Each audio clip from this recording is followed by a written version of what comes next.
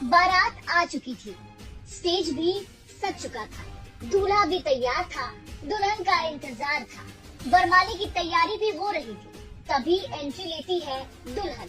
दूल्हे राजा के चेहरे पर अपनी दुल्हनिया को देखकर मंद मंद मुस्कान होती है।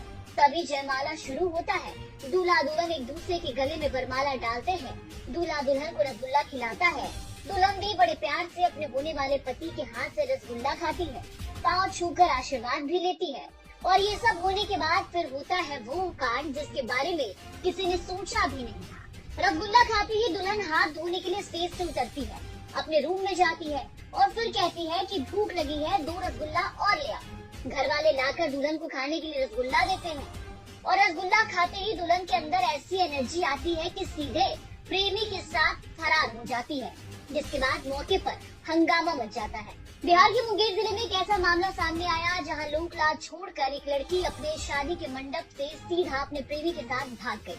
लड़की के पिता अजय मंडल और पूरा परिवार बड़े धूमधाम से अपनी बेटी नेहा की शादी की तैयारी कर रहा था। बारात संग्रामपुर थाना क्षेत्र के बैजनाथपुर गांव से आई थी। दूल्हा अमरजीत मंडल अपने परिवार और रिश्तेदारों के साथ शादी करने के लिए आया हुआ था।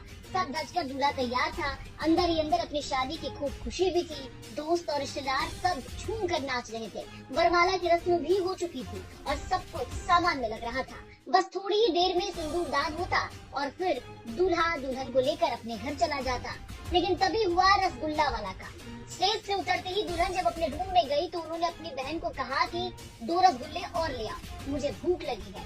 दुल्हन की बहन और माँ जैसे ही उसके लिए मिठाई लाने जाते हैं, तब तक वो मिठाई खाती है और फिर मौका देखकर कमरे से फरार हो जाती है। जब दूल्हा और बारातियों को इसकी जानकारी हुई कि लड़की अपने प्रेमी के साथ फरार हो गई है, उसके बाद वो गुस्से से लाल हो गए। दूल्हे ने सर पर पहना सेहरा सीधे वहीं पर फेंक दिया।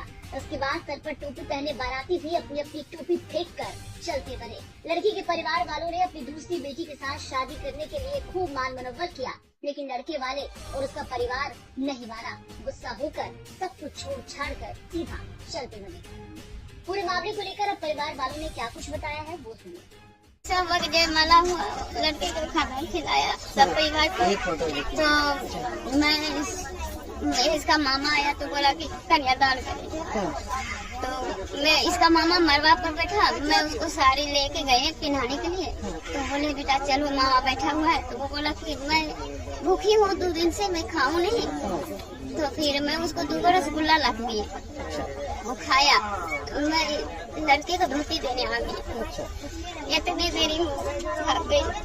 अपने भी सब चीज में बाराती खिलाने लगा, इसमें भी लड़की के पिलाने लगा कपड़ा। तो छेना मंगा खाने के लिए कि खाएंगे। ठीक है खा जाओ। खाने के लिए तब उसको बोला कि सब्जी बोला फटाफट करिए। ठीक है कर देंगे। जब तक कहते खाने दो।